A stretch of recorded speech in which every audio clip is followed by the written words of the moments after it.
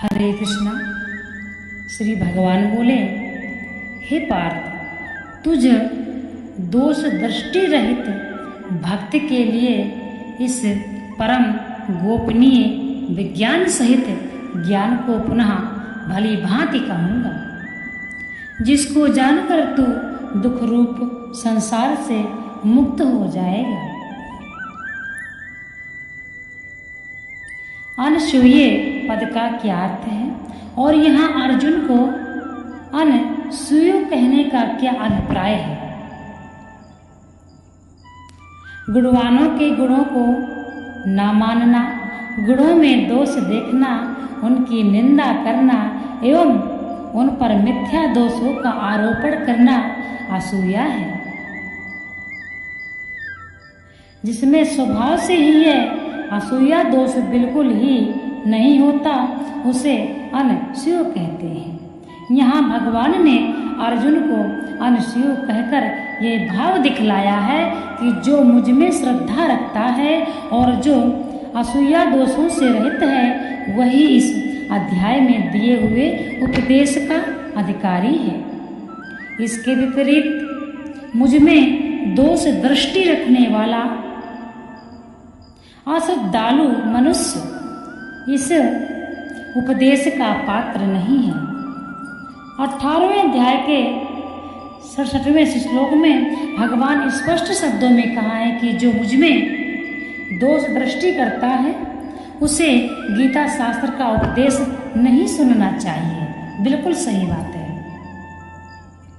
यहाँ इदम पद का किसका वाचक है और जिसके कहने की प्रतिज्ञा की है वह विज्ञान सहित ज्ञान क्या है?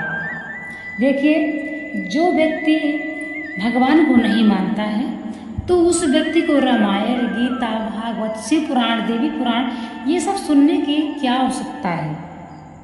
क्योंकि रामायण में भगवान राम का, गीता में भगवान श्री कृष्ण अर्जुन, महाभारत एवं देवी भागवत में माता का और शिव पुराण में भगवान शिव का, इन्हीं का नाम है। समझिए, शिव पुराण भगवान शिव का ही ध्यान है। वो कैसे? जब हम शिव पुराण पढ़ते हैं तो हमको भगवान शिव के बारे में ज्ञात होता है। जब हम देवी पुराण पढ़ते हैं तो हम माता के बारे में हमें ज्ञात होता है। रामायण जब हम उठाते हैं और उसको पढ़ते हैं तब हमको भगवान श्री राम के बारे में सब कुछ ज्ञात हो जाता है। यदि हम महाभारत में गीता पढ़ते हैं तो हमको भगवान श्री कृष्ण के बारे में सब ज्ञात होता है। तो जो व्यक्ति भगवान को नहीं मानते हैं उनको गीता, रामायण इत्यादि सुनने का कोई अधिकार नहीं है। क्योंकि गीता, रामायण ये पढ़ने का ये मतलब नहीं है कि गीता, रामायण सुना, पढ़ा, समझा और भूल गए। सुना और भूल गए, पढ़ा और पढ़ के भी नहीं माने, स्वयं पढ़ा, उसको समझा भी, परंतु उन बातों का आपने अनुसरण नहीं किया, तो यह गलत है। यदि हम गीता पढ़ते हैं तो जो भी गीता में दिया हुआ है हम उसको सत्य समझकर वही हमको ध्यान में रखना चाहिए। यदि गीता में यह दिया हुआ है कि जीवों की हत्या नहीं करनी चाहिए और हम जीवों की लगातार हत्या करते हैं, खाते हैं, काटते हैं, मारते हैं, पकाते हैं, तो हमको गीता पढ़ने का कोई अधिकार नहीं है। क्योंकि व्यर्थ है, पढ़ने से कुछ नहीं होता, उसको अपने जीवन में उतारना पड़ता है। इसलिए यदि आप गीता पढ़ते हैं तो गीता जो कुछ भी हमें सिखाती है वह हमको मानना चाहिए। समझे, गीता हमारी गुरु है। गीता भगवान श्री कृष्ण की साक्षात अमृतमयी वाणी है। इसलिए यह जो गीता में हम पढ़ते हैं, समझिए भगवान श्री कृष्ण हमको ऐसा समझा रहे हैं। तो भगवान श्री कृष्ण की बात है, भगवान श्री कृष्ण की वाणी है, जिसका हमें ध्यान देना चाहिए। यदि हम पढ़ने के बाद उसको नहीं मानते हैं गीता के अनुसार हम नहीं चलते हैं तब तो हमारा समय ही बर्बाद हुआ। संसार में और शास्त्रों में जितने भी गुप्त रखने योग्य रहस्य के विषय माने गए हैं उन सब में समग्र रूप भगवान पुरुषोत्तम के तत्व, प्रेम, गुण, प्रभाव, विभूति और महत्व आदि के साथ उनकी शरणागति का स्वरूप सबसे बढ़कर गुप्त रखने योग्य है।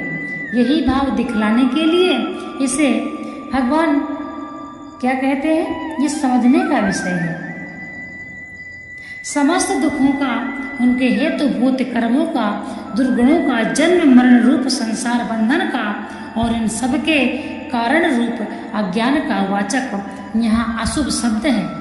इन सब से सदा के लिए संपूर्णतया छूट जाना और परमानंद स्वरूप परमेश्वर को प्राप्त हो जाना ही अशुभ से मुक्त होना है।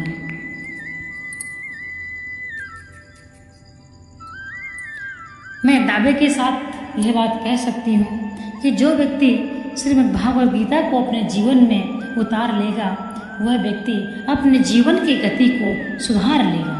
और वह व्यक्ति इतनी क्षमता रखता है, जो व्यक्ति गीता पढ़ता है, कि जो भी उसके मित्र हैं और जो बहुत से व्यक्ति हैं उनसे अगर उसका संपर्क है तो उनके भी जीवन की गति को वह सुधार देगा। क्योंकि यदि वह गीता पढ़ता है, ज्ञान की बातें करता है, तो उनके पास बैठेगा तो ज्ञान की बात करेगा, गीता की बात करेगा।